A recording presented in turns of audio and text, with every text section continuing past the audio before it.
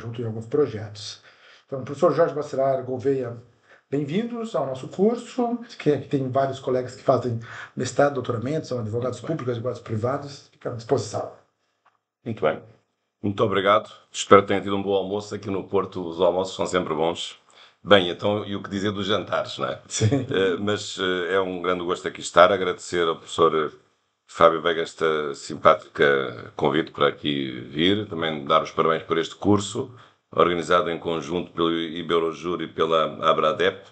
Também rever aqui o professor Xavier. Obrigado. O professor Fábio também já conheço há muitos anos e vejo que há aqui vários colegas brasileiros também, de vários lugares do Brasil que eu conheço bem. Há pouco estava a dizer que Belo Horizonte é talvez a cidade que eu mais vezes visitei, eu acho que mais de 40 vezes. E a minha última estada no Brasil foi em Cuiabá, num congresso de direito eleitoral, precisamente, julgo que em março ou em abril do ano passado, se não estou em erro. Organizado pela associação, também é uma associação brasileira de direito eleitoral, se não estou em erro. Mas há várias, isto é a liberdade de associação que é muito importante preservar. Mas dou as boas-vindas também a todos os colegas, sei que já estiveram também em Espanha, mas aqui acho que se sentem melhor do que em Espanha, porque é Portugal, e é um grande gosto também da minha parte poder aceitar o convite do professor Fábio, que nunca poderia recusar, e aqui vir então a falar-vos um pouco sobre este tema, que aliás é um tema apaixonante, e que eu conheço bem, mas que se proporcionou com esta minha vinda que eu pudesse aprofundar.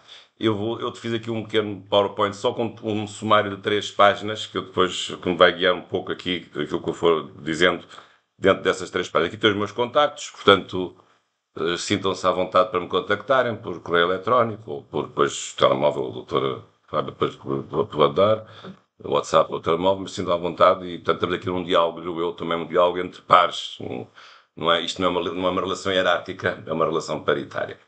E, portanto, também por isso sinto mais à vontade de dar aqui mais alguns assuntos. O tema que foi proposto foi este. Não sei bem porque é que foi este o tema proposto, mas o professor Fábio um dia há de explicar.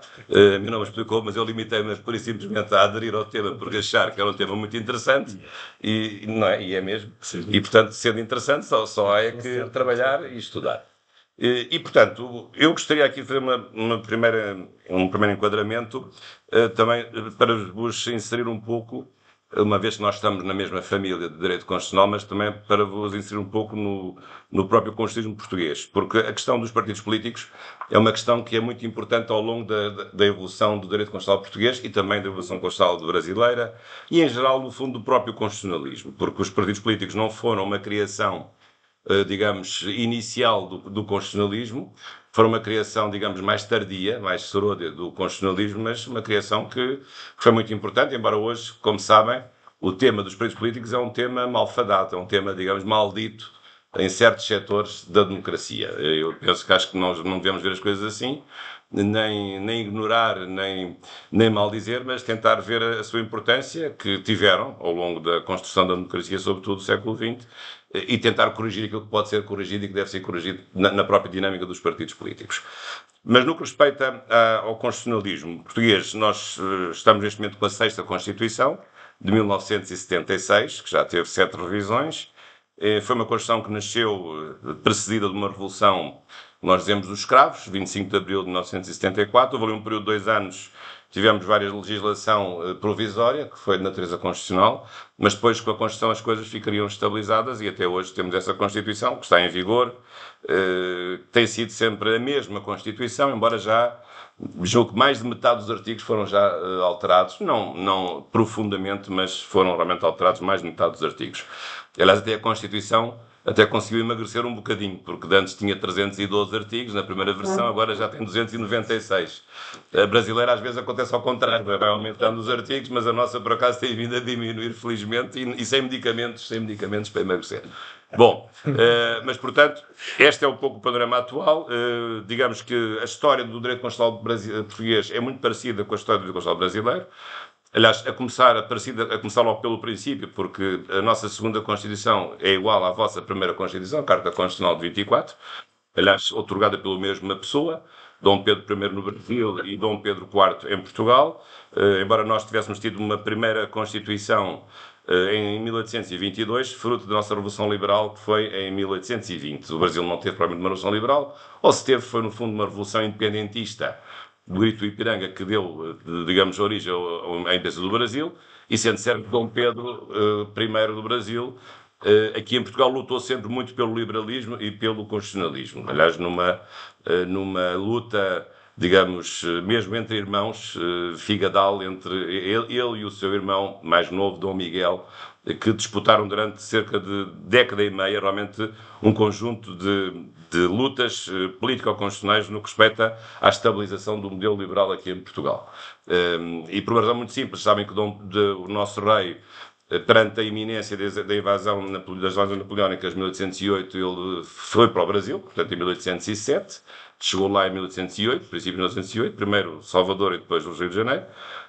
E portanto quando as tropas de Napoleão chegaram aqui a Lisboa, ao Porto de Lisboa, já não estava cá o rei, estava a viver ainda no território português, neste caso na cidade do Rio de Janeiro. Portanto estava a caminho.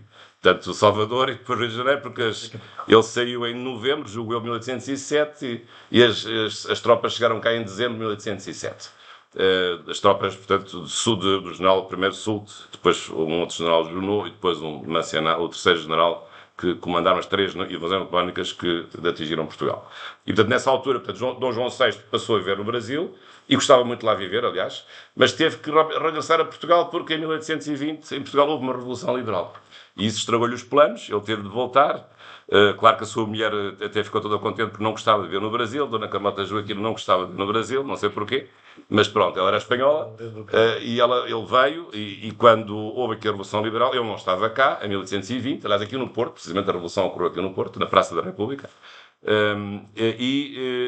ele teve de vir, regressou no ano seguinte, e na altura foi aprovada uma primeira Constituição pelas Cortes Constituintes. Mas uma Constituição que durou pouco tempo, durou só 9 meses, porque nessa altura, portanto, o filho ficou, do Dom Pedro vosso I, ficou no Brasil, mas Dom Miguel sempre viveu em Portugal. E, portanto, quando o rei veio para Portugal, o outro filho não consentiu, e toda a nobreza, enfim, que o rodeava, uma parte da nobreza, achava que não tinha nada que suportar um regime constitucional, e portanto a primeira Constituição só durou 9 meses. E fez um golpe de Estado chamado Vila Francada, em Vila Franca de Xira, ali perto de Lisboa, e revogou a Constituição de 1922, que só durou 9 meses, nessa primeira fase. E depois restaurou, digamos, um regime pré-constitucional, enfim, perante um pouco a impotência do rei, que deixava as coisas andar, assim, um pouco à deriva. Então ele morre, de facto, em 1826, e aí colocou-se um grande problema, que era saber como é que Portugal ia ser governado, porque, na verdade, quem tinha direito à coroa era o filho mais velho, era o filho primogênito, que estava vivo.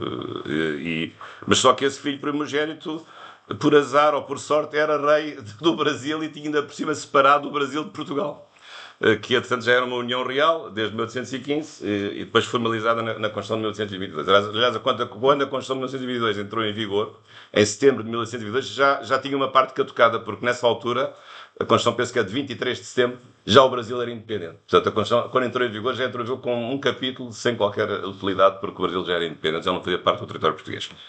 Mas, portanto, houve esse problema, digamos, de legitimidade constitucional de saber quem é que seria o rei de Portugal, mas entendeu-se que seria Dom Pedro I, Dom Pedro IV, e, portanto, o que ficou combinado foi ele realmente redigir uma Constituição parecida, ou quase igual àquela que já tinha redigido no Brasil em 1824, outorgaria a Constituição, portanto, digamos, a ala, digamos assim, a ala liberal ficaria satisfeita porque haveria uma Constituição que limitaria os poderes do rei, mas também a ala miguelista também ficaria satisfeita pelo seguinte facto, porque seria uma Constituição conservadora, portanto, estilo constitucionalismo restauracionista, um pouco à maneira de Benjamin Constant na França, que sucedeu a seguir ao período napoleónico.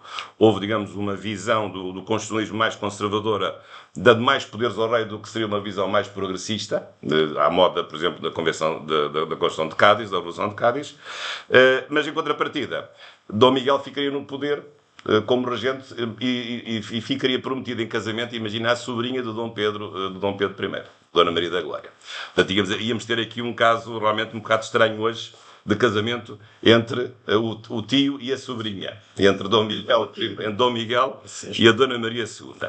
Só que isto não foi apenas uma promessa de casamento, isto não ia resultar, porque ao fim de 2 anos, a carta foi outorgada, vigorou, mas ao fim de 2 anos Dom Miguel fez outro golpe de Estado, e a Carta deixou de vigorar e, portanto, voltou a governar com poderes absolutos, até que Dom Pedro I, ou Dom Pedro IV no Brasil, também tendo lá alguns problemas no Brasil e deixando já o filho meio encaminhado, embora em regência, Dom Pedro II, abdica da coroa brasileira e vem para Portugal para liderar uma guerra civil.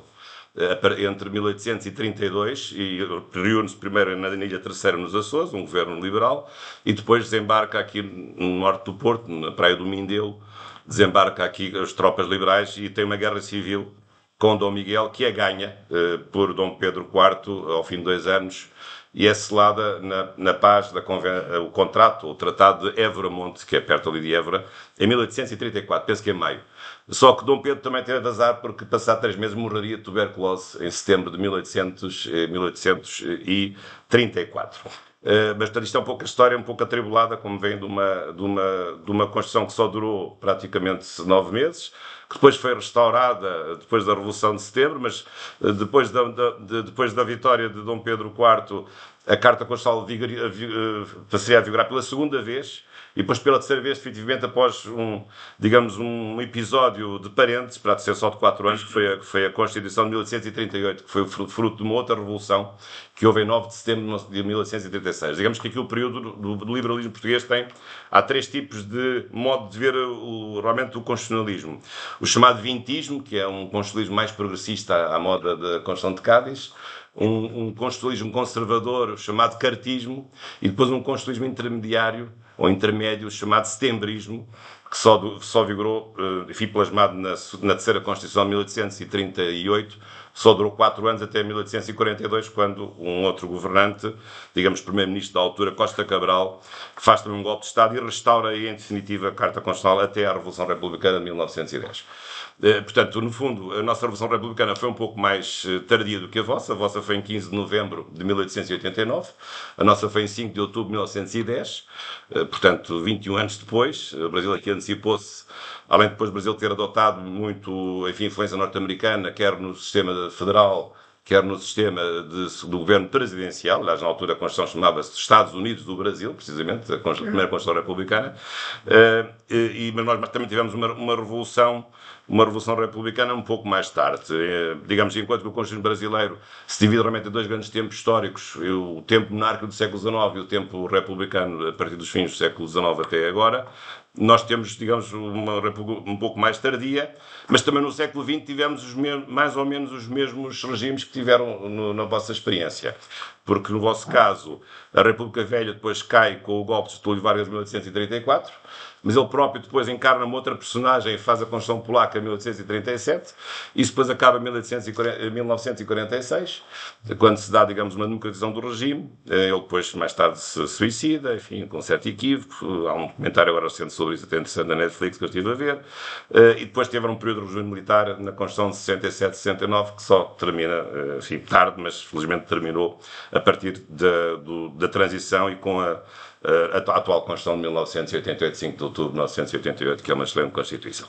Portanto, no fundo, quer no século XIX há aqui um certo paralelo, até porque tivemos textos iguais no que respeita ao constitucionalismo liberal, e depois no século XX há também algum paralelo nas mudanças, embora no Brasil mais dinâmicas, na tensão entre democracia e ditadura, sobretudo com um fenómeno que é bastante original, um fenómeno chamado de Getúlio Vargas, que nesse aspecto é um fenómeno muito original e muito brasileiro do ponto de vista do modo de desenvolver o poder. E penso que, enfim, gosto ou não da figura, acho que o Brasil lhe deve muito, sobretudo à industrialização do Brasil a partir da segunda metade do século XX.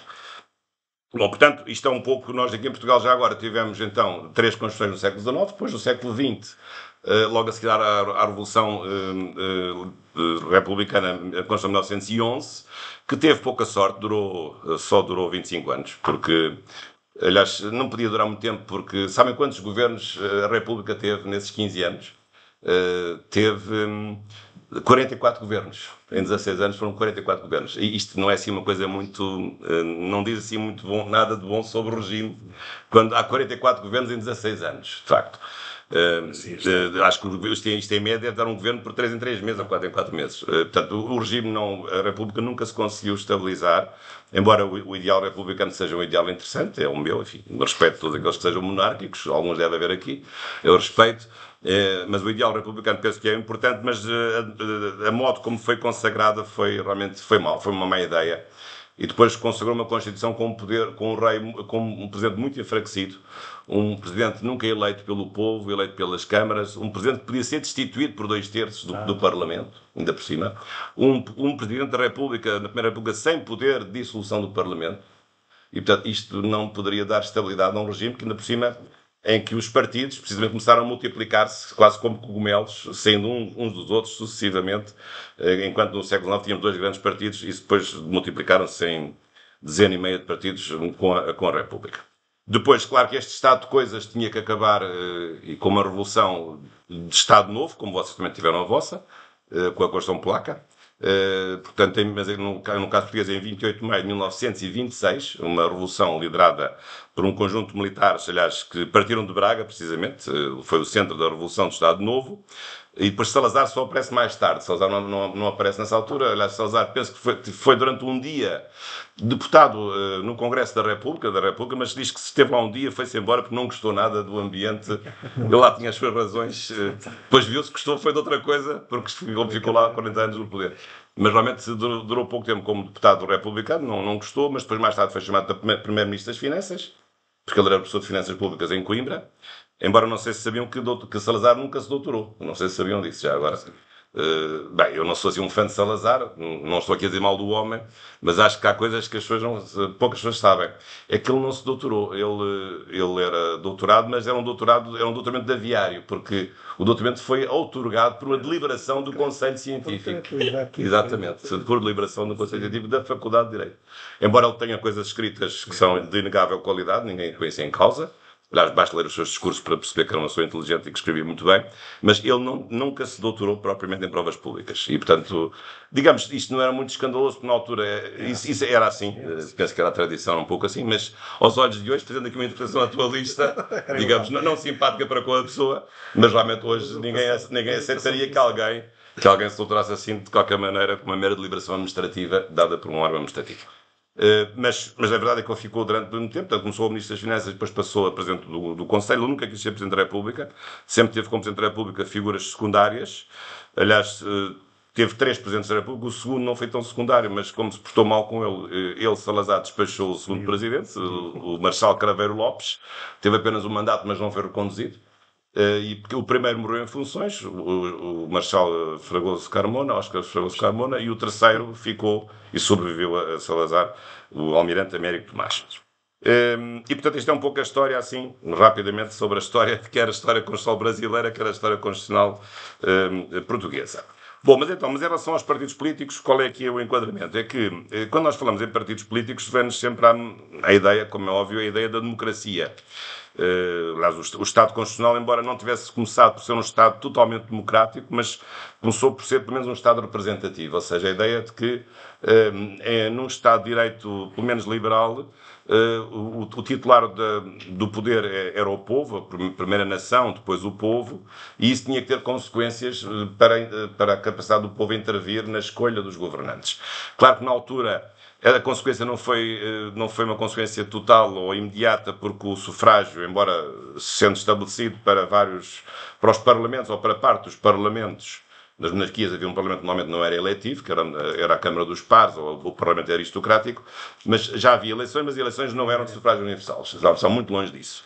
Aliás, a nossa Constituição até tinha, a primeira de 1922, tinha uma norma curiosa, se forem ver, assim um pouco, assim, estou a dizer isto, que era assim um pouco anedótico, mas as criadas de servir não podiam votar. Coitadas das criadas de servir. Porque é que as criadas... Estava lá escrito. Na Constituição de 1922, as criadas de servir não podiam votar. Ou não podiam votar os analfabetos e pessoas de menores rendas, não podiam votar. E, portanto, era toda a lógica de um sufrágio restrito, um sufrágio censitário, um sufrágio capacitário. E, portanto, verdadeiramente a democracia só aparece mais tarde, quando, digamos, há a universalização do direito de sufrágio para todas as pessoas, independentemente da sua capacidade intelectual, ou da sua renda, ou de qualquer outra condição social, ou até étnica, etc. E isso verdadeiramente só acontece também não aconteceu na República, só acontece já depois do 25 de Abril de 74. A nossa primeira eleição representativa verdadeiramente democrática foi precisamente há 50 anos. Estamos quase a chegar lá aos 50 anos, que foi em 25 de Abril de 1975. Foi a eleição da Assembleia Constituinte. Foi a primeira vez em que todos os portugueses, todos aqueles que tivessem direito a isso, puderam votar. E claro que até hoje foi a eleição mais participada, porque quando é a primeira vez a pessoa vai sempre com muita energia, quando é a segunda ou a terceira já a energia se vai perdendo, para já não dizer quando é que será a centésima vez ou ou do centésima vez. Mas, de facto, foi a eleição mais participada, participaram mais de 90% dos cidadãos, em 25 de abril de 1975, quando foi eleita a Assembleia Constituinte. Portanto, depois de 74 houve umas leis provisórias, depois a opção foi fazer uma Constituição de raiz, através de uma Assembleia só eleita para o efeito, uma Assembleia Constituinte. Não foi bem no vosso caso. O vosso caso teve uma Constituição com base no projeto de Afonso Arinos de Melo Franco. Foi um pouco diferente, mas também houve também um Parlamento Constituinte, mas noutros moldes um pouco diferentes do nosso. E, portanto, foi essa a nossa primeira eleição verdadeiramente democrática. E até hoje, claro, que nós não temos o voto obrigatório, digamos, tem vindo sempre a descer. Agora estabilizou um pouco, mas nunca mais tivemos 90% de votação. À volta temos 60%, 70%, conforme depois as várias eleições. Aquela que tem menos é a eleição para o Parlamento Europeu, a que tem mais costuma ser as eleições legislativas, depois temos as autárquicas este ano, vamos ter em setembro autárquicas e também em janeiro, próximo ano, eleições presidenciais.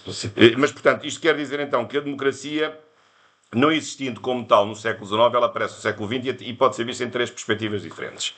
Aquela que nos é mais familiar é a chamada democracia representativa, é aquela que permite eleger pessoas que estão a governar no lugar dos governados, porque não é possível um sistema de democracia direta. Isso era possível em Atenas, mas Atenas era uma aldeia, não seria possível hoje. E, portanto, o núcleo central da democracia é a democracia representativa, através da escolha dos titulares, direta ou indireta, dos titulares dos cargos políticos. Depois temos uma segunda perspectiva, que é a democracia que é dada pelo referendo, pelos vários referendos, também às vezes sei que eles chamam plebiscito, e aliás vocês tiveram até uma experiência interessante de plebiscito constitucional, porque depois da Constituição de 1988, em 1993, digamos, a Constituição foi aprovada num certo sentido provisoriamente, porque tinha que ser confirmado ou não nas opções que tinha tomado sobre, por um lado pela República, por um lado por uma República presidencialista, e isso depois foi confirmado na pergunta, penso que no plebiscito de 7 de setembro de 1993, ou 92, não recordo bem, onde se confirmou de facto uma larga maioria, julgo que a República uma larguíssima maioria e o sistema presidencial também uma maioria bastante confortável. Nós aqui nunca fizemos isto. Aliás, o nosso referendo que nós temos hoje nem sequer estava previsto na versão inicial da Constituição.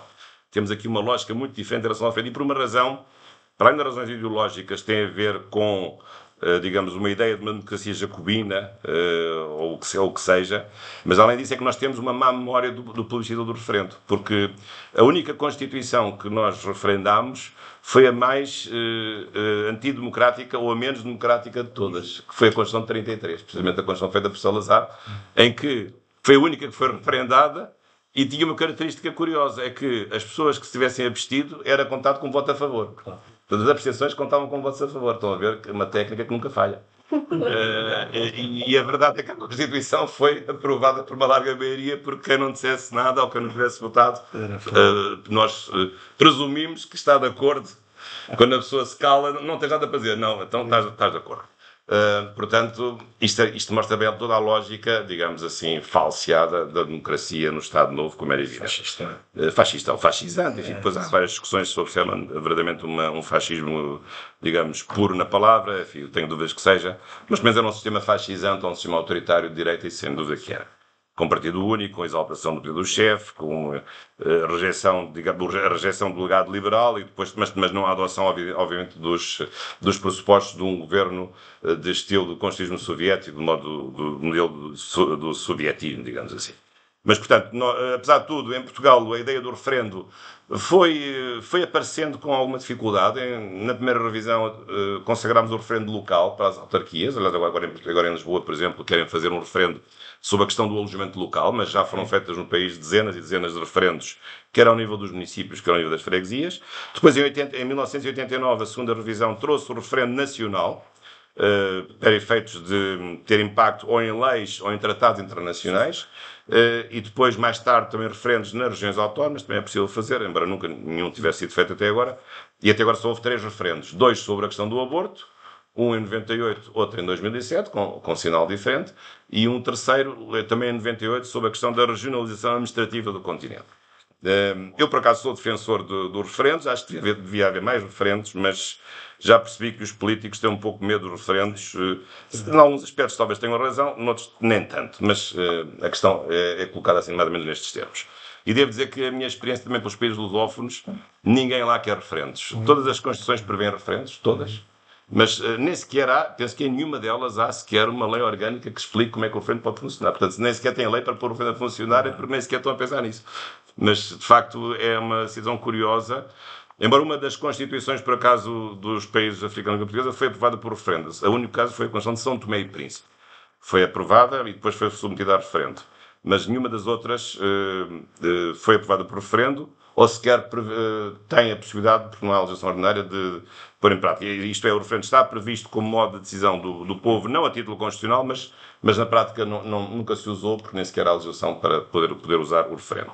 E o terceiro aspecto desta tal democracia, portanto, primeiro representativa, segundo referendária ou semidireta, se quiserem essa palavra, é a democracia participativa.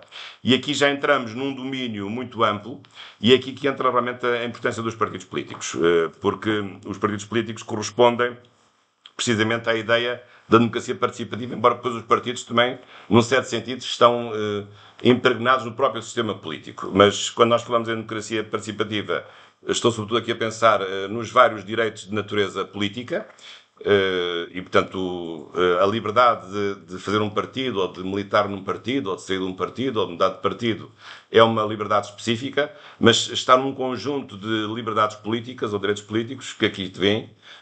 O mais importante de todos é a liberdade de opinião, ou a liberdade de pensamento, se quiserem, e depois com várias refrações, a liberdade de reunião, de manifestação, o direito de petição, a liberdade de associação e até de associações políticas que não são partidos políticos, há uma subtileza nessa distinção, e a liberdade de comunicação social, ou a liberdade dos mass media, ou a liberdade de informação. Portanto, digamos que a democracia que nós vivemos, isso hoje percebemos muito bem, não se pode reduzir nem à democracia representativa quando nós votamos, nos governantes, nem se pode reduzir a um momento em que nós respondemos a uma pergunta referendária sim ou não sobre isto e sobre aquilo. Mas a democracia é uma coisa que se vive no dia-a-dia, todos os dias, com a nossa intervenção cívica, seja reuniões, manifestações, seja em conspirações, seja em qualquer lugar, quando nós damos aso à nossa liberdade de pensamento e podemos também dar a nossa opinião e contribuirmos para aquilo que nós chamamos de opinião pública. Não é necessariamente a opinião publicada, mas publicações, discursos académicos, provas académicas,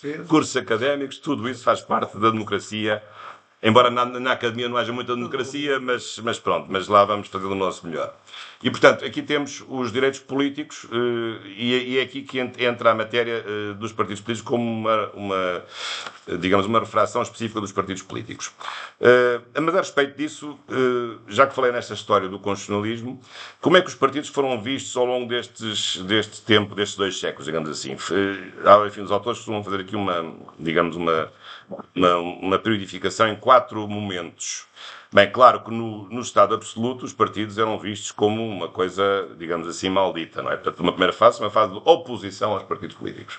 Portanto, digamos, a parte final do ancien regime rejeitava, opunha-se à existência de partidos políticos. Por isso, simplesmente proibia os partidos políticos. Depois passámos a ter uma fase em que eles apareciam, sobretudo na modalidade de comissões eleitorais, eu digo mais ou menos primeira metade do século XIX, em que eles apareceram, digamos, no século XIX apareceram, mas eram ignorados, não havia legislação sobre esses partidos, os partidos eram considerados associações comuns, às vezes só apareciam para fenómenos eleitorais de caciques locais, mas não eram uma estrutura considerada, com exceção do Reino Unido, que muito cedo reconheceu a importância dos partidos políticos, mas nos outros casos não tanto, nos outros países não tanto. Depois há uma terceira fase, portanto, primeira fase a oposição, segunda fase a ignorância, ou, digamos, não reconhecimento do seu estatuto, uma terceira fase de legalização dos partidos, ou seja, agora no reconhecimento, mas só ao nível da legislação ordinária, portanto as constituições não falam em partidos, até meados do século XX, e depois uma última fase de chamada constitucionalização dos partidos políticos, em que aqui sim os partidos passam a ter guarida constitucional. Passam a ser considerados como, digamos, associações ou organizações essenciais ao próprio desenvolvimento da democracia. E, portanto, e sem partidos não pode haver democracia política. Mas isso é um fenómeno muito recente. No caso português isso é evidente, porque a nossa Constituição refere-se, no artigo 10º, refere-se à essência de partidos políticos, e também no caso brasileiro também isso acontece ao nível da vossa Constituição. Mas reparem que foi um fenómeno difícil, árduo, porque os partidos começaram por ser coisas malditas, depois foram ignorados e depois foram progressivamente reconhecidos, primeiro só ao nível da lei ordinária e depois ao nível da própria Constituição. E, aliás, são tão considerados que muitos hoje precisamente criticam o sistema político por ser uma partidocracia e não dar espaço à manifestação de uma vontade que não se possa manifestar por outros canais, a não ser nos canais da própria democracia partidária. Não acho que seja bem assim, mas podemos depois falar um pouco sobre isso. Ora bem, agora também convinha aqui falarmos um pouco sobre o que é um partido político e quais são as figuras afins, porque há aqui vários fenómenos que não se confundem com os partidos políticos. Bem, o partido político é uma pessoa coletiva, de cariz associativo, que tem fins, obviamente, ligados à conquista, ao exercício do poder político. Digamos, um partido não existe para fazer caridade, nem para observar os astros, mas existe para conquistar e exercer o poder, é para isso que eles servem. E, portanto, tem que ter um objeto social específico, mas os partidos baseiam-se numa comunidade de pessoas, quais são os militantes desse mesmo partido, como é evidente. São os seus associados. Não é um clube de futebol, mas é um clube de militantes das pessoas que perfilham uma ideologia, digamos, que as une e por isso elas se vinculam ao partido através de um vínculo de pertença como associados deste mesmo partido. Portanto, no fundo temos aqui o objeto é a conquista, o exercício do poder, depois através de um conjunto de pessoas, portanto o substrato é um substrato humano, não é um substrato patrimonial. O fim é um fim altruísta, não é um fim lucrativo, e obviamente depois, e normalmente os partidos têm uma natureza permanente e não uma natureza temporária. Quais são os grupos, quais são as realidades que aparecem aqui no ponto 6, figuras afins, o que é afim do partido político que às vezes confunde-se, mas não se deve confundir com o partido. Desde logo as chamadas comissões eleitorais. O que é uma comissão eleitoral? São os grupos que se formam para preparar uma candidatura, mas depois se extingue após a candidatura ser feita, ou ser realizada, a eleição realizada. Portanto, agora há um movimento criado há 2 dias para promover a candidatura de uma pessoa a Presidente da República Portuguesa, de um movimento para promover a candidatura de um almirante que ficou muito conhecido no tempo das vacinas, mas será uma associação, por acaso esta tem Estados Unidos, mas até pode nem ter, pode ser um grupo inorgânico de pessoas que se juntam para promover uma candidatura.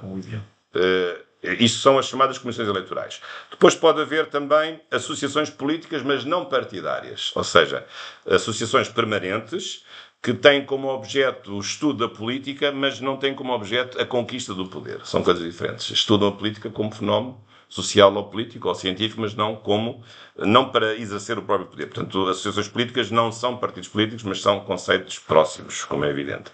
E depois também outra coisa que os partidos políticos não são, mas às vezes parece que são, não são grupos de interesse nem grupos de pressão. Chamado lobbying, os lobbies, não é? Aliás, a legislação norte-americana é muito forte nessa matéria. Em Portugal aqui temos sempre estados de alma, digamos, que se vão sucedendo para cima e para baixo. Ora queremos, ora não queremos, mas não temos legislação sobre lobbying, de facto não temos. Eu tenho dúvidas sobre se isso adianta alguma coisa, mas dizem que agora isso vai avançar no Parlamento finalmente ao fim de não sei quantas. Eu já ouço falar sobre isso há 30 anos. Portanto, não sei se é agora ao fim de 30 anos que vai mesmo avançar, vamos ver. Mas a questão dos grupos de interesse são grupos que não são partidos, mas obviamente têm o direito de defender certas causas, ou os interesses dos empresários da madeira, ou os empresários do calçado, ou os hotéis, ou os restaurantes, seja lá o que for, mas na verdade os grupos de pressão, os grupos de interesse não são partidos políticos. Portanto, essas são as 3 figuras que nós habitualmente costumamos separar dos partidos: associações políticas, comissões eleitorais e grupos de pressão. Depois, outro tema interessante da ciência política, há 2 grandes classificações de partidos. Uma classificação no que respeita ao partido em si e a outra no que respeita ao sistema partidário. Então, o ponto 7, mas primeiro vamos falar aqui um pouco no ponto 7. No 8, agora primeiro ponto 7. Quais são as várias classificações de partidos? Quanto à ideologia, bem, é fácil para de esquerda e direita, não é? Ou do centro, se quiserem, enfim, isto é mais fácil. Quanto ao status quo, partidos progressistas ou partidos ou partidos, digamos, conservadores, mais ou menos, que em grande medida podem coincidir com os partidos de esquerda e de direita. A esquerda é mais progressista, realmente, e a direita é mais conservadora. Costuma ser assim, mas não necessariamente assim.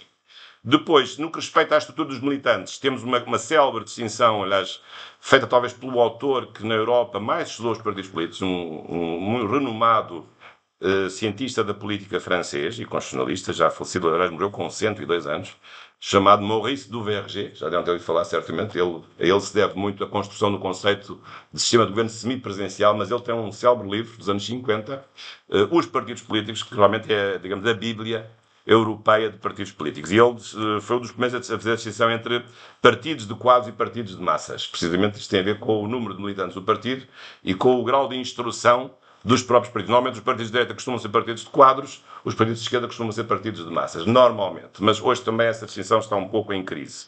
Depois também pode haver, quanto ao território, partidos nacionais ou regionais.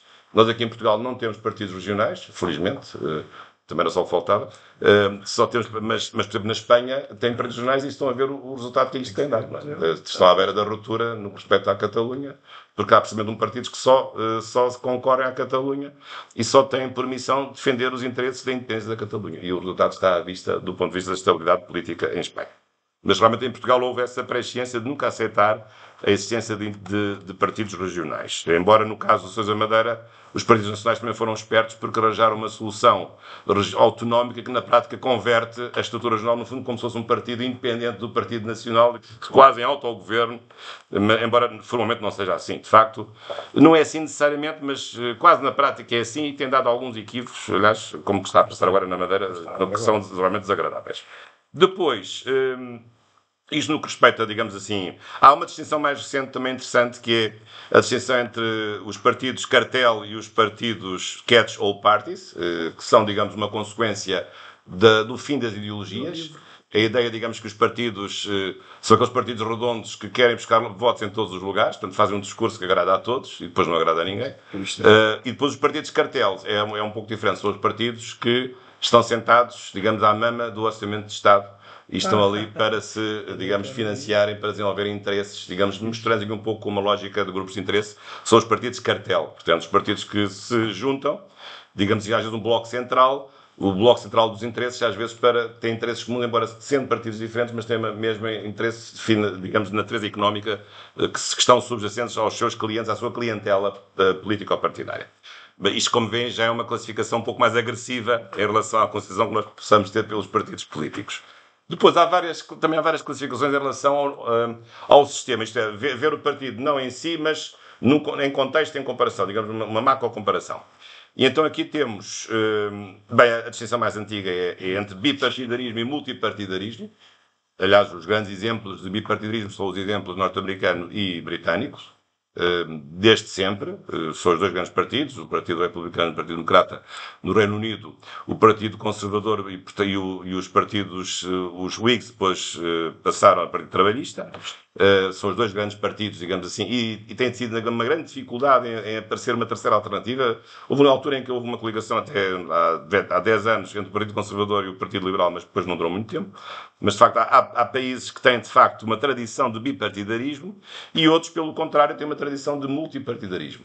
E há outros que têm uma tradição que vai mudando ou que é uma tradição em transição. É o caso português. Nós, durante muito tempo, tivemos um sistema, no fundo, um bipartidarismo imperfeito. O que é que se quer dizer? Tivemos dois grandes partidos e depois alguns partidos satélites, digamos, à volta do partido de centro-esquerda e um partido de centro-direita. Centro-esquerda, o Partido Socialista, centro-direita, o Partido Social Democrata. Mas agora esse sistema acabou. Agora o nosso bipartidarismo imperfeito acabou e estamos a caminho de um multipartidarismo assimétrico, digamos assim. Penso que a ideia do bipartidarismo, que significa que um desses grupos ganha as eleições com maioria absoluta, isso acabou. Em Portugal eu acho que acabou, pelo menos nos tempos mais próximos. E então, esse é um primeiro aspecto, digamos, de classificação dos partidos em função da sua posição relativa. Depois, há outras classificações interessantes que têm a ver por exemplo, o grau de fragmentação. Saber se o sistema partidário é um sistema fragmentado ou não fragmentado. Isto é, se há uma grande divisão nas áreas políticas de vários partidos de cada área política. Se há uma grande fragmentação dos partidos, ou seja, a multiplicação do número de partidos. Outra coisa que é interessante tem a ver com a volatilidade dos partidos. Um sistema volátil ou não volátil, ou mais ou menos volátil. O que é que isso quer dizer? Saber se a pessoa, de eleição para eleição, vota sempre no mesmo partido ou se está sempre a mudar de partido. Portugal, na Europa, deve ser dos países de menor volatilidade do voto, em que as pessoas votam sempre no mesmo partido, nem que seja um macaco ou um burro que esteja lá à frente do partido, mas nunca deixam de votar naquele partido. Mas eu acho que não podemos exagerar, não é? Também não vamos mudar de partido como quem muda de camisola, mas se puserem um cavalo à frente do partido, eu não voto no partido. Portanto, tem que haver aqui digamos, um meio termo, mas de facto nós, nesse aspecto, somos um povo, aqui em Portugal, conservador, com os antolhos que não permitem ver um pouco mais ao lado, nem à esquerda nem à direita. Mas, de facto, esse é outro fenómeno, o grau de volatilidade do voto. Se as pessoas mudam muito ou mudam um pouco de voto no que respeita à sua história individual e à sua tradição.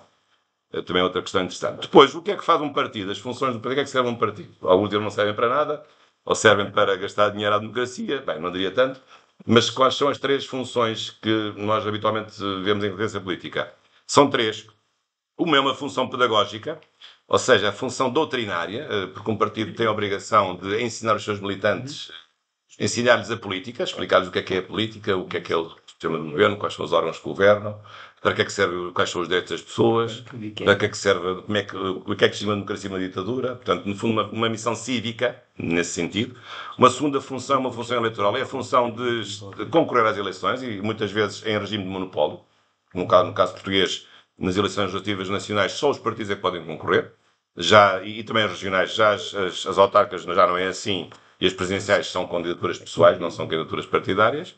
Portanto, a função eleitoral e depois a função representativa é quando, sendo eleitos, os partidos se instalam e exercem o poder e sendo reconhecidos também como estruturas partidárias, digamos, incrustadas no próprio sistema político. É o caso do Parlamento Português, em que nós temos, no Parlamento temos deputados, mas também temos estruturas que são dos partidos, mas que têm relevância partidária. É o caso dos grupos parlamentares. Os grupos parlamentares formam-se em função dos partidos, não em função dos deputados. São os chamados grupos parlamentares que muitas vezes nos próprios dos partidos são também um órgão. O grupo parlamentar é simultaneamente um órgão do Estado, dentro do Parlamento, mas também um órgão partidário dentro do estatuto de cada um dos partidos políticos, pelo menos aqueles que assim o entendam. Portanto, estas 3 funções, função pedagógica, função eleitoral e função representativa, no sentido de função de exercer o poder, de discursar, função parlamentar, depois pode ser outro tipo de funções, conforme o órgão em que esteja aqui em causa. Agora, do ponto de vista, digamos só assim, rapidamente, do ponto de vista mais legislativo, bem, há várias exposições, não vou agora sobrecarregar-vos com isso, há várias exposições na nossa Constituição sobre os partidos políticos, sobre o artigo 10º. Portanto, no nosso caso, a Constituição expressamente reconhece a importância dos partidos políticos. Aliás, as primeiras leis que apareceram foi precisamente a lei dos partidos políticos, logo a seguir ao 25 de abril de 64.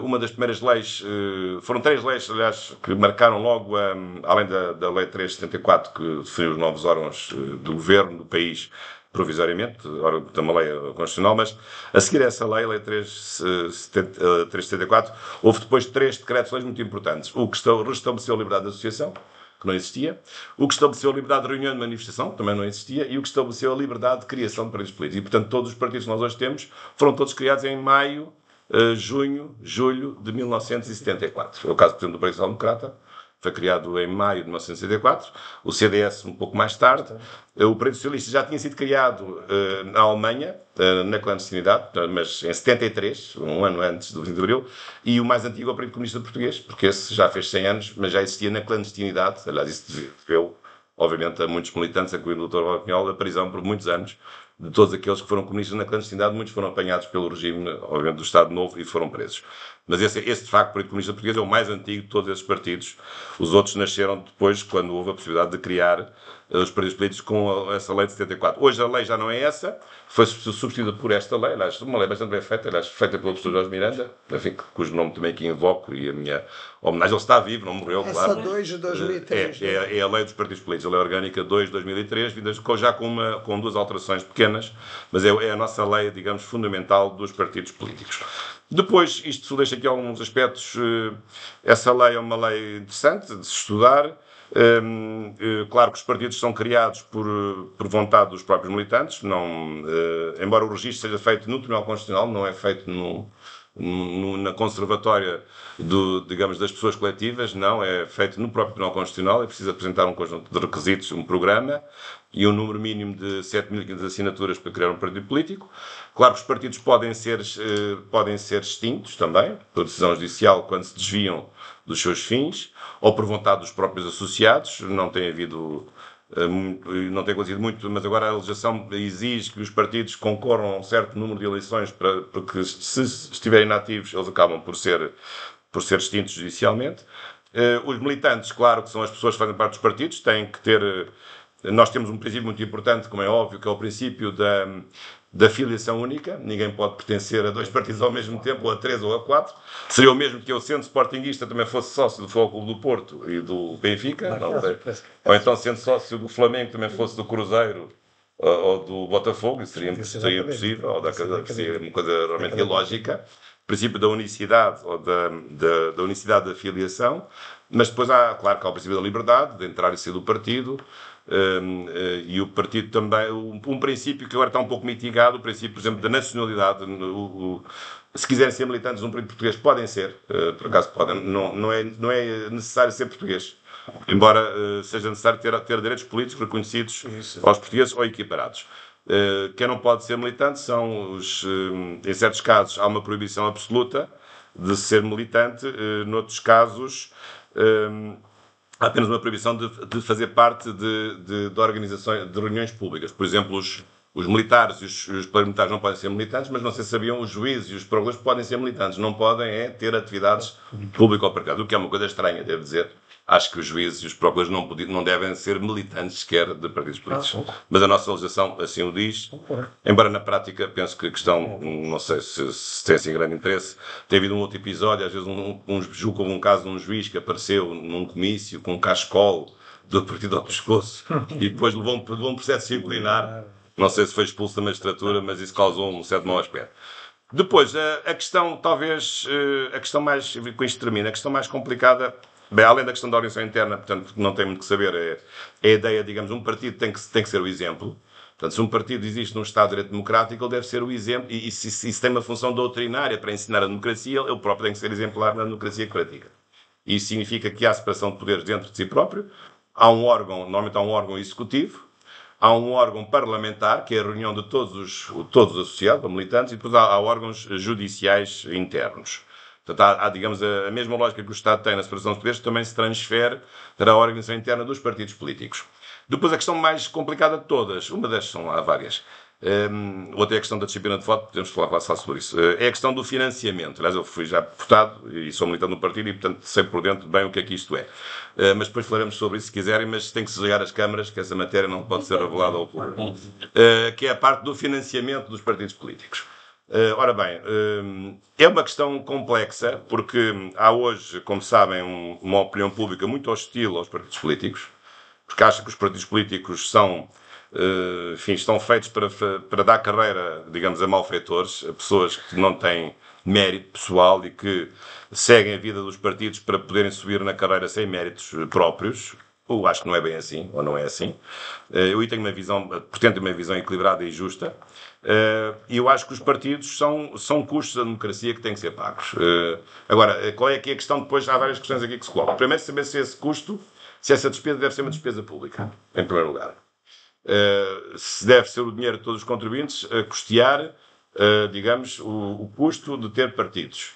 E depois se o custo deve ser em função do estado eleitoral ou se deve ser igual para todos, mesmo aqueles que têm menos votos porque nasceram há menos tempo e, portanto, têm menos capacidade de convencer as pessoas. Esses dois aspectos são aspectos importantes. Depois há um outro problema no financiamento, que também pode ser privado, que é precisamente o facto de existir o privado. Porque quando há privado, isso suscita muitas vezes a captura dos partidos pelos grandes grupos económicos. Basta pensar no fenómeno de Donald Trump, por exemplo, talvez, não sei. Digamos, as pessoas ricas, se o financiamento privado é livre, rapidamente ganham eleições com muita facilidade, porque hoje uma campanha eleitoral bem feita é feita com muito dinheiro. E se houver muito dinheiro, uma pessoa, por mais burra que seja, vai sempre chegar longe, não é? E, portanto, esse é um problema de saber se pode haver financiamento privado. No nosso caso, sim. mas tem que ser transparente e tem que ser feito segundo certas regras para se perceber se há a captura de um partido por parte de certos grupos económicos, de certos interesses económicos. Portanto, é a questão da opção do financiamento público e privado e saber em que termos é que esse financiamento pode ser público e privado, porque o financiamento privado livre leva à própria distorção da representatividade dos partidos políticos. Sim, e com isto termino, e portanto agora estou à vossa disposição para as perguntas, incluindo aquelas mais difíceis que não poderia dizer em público. E muito obrigado pelo tempo dele. Vou começar com as perguntas. Antes do Dr. Edson falar, quero passar para a professora Vânia, que também é a nossa coordenadora junto comigo. Perfeito. Professora da UERJ, politóloga, professora de Direito, eleitoralista, e é uma referência também de direito eleitoral brasileiro. Vou fazer considerações. Da República, né? Eu queria agradecer, né, a oportunidade dessa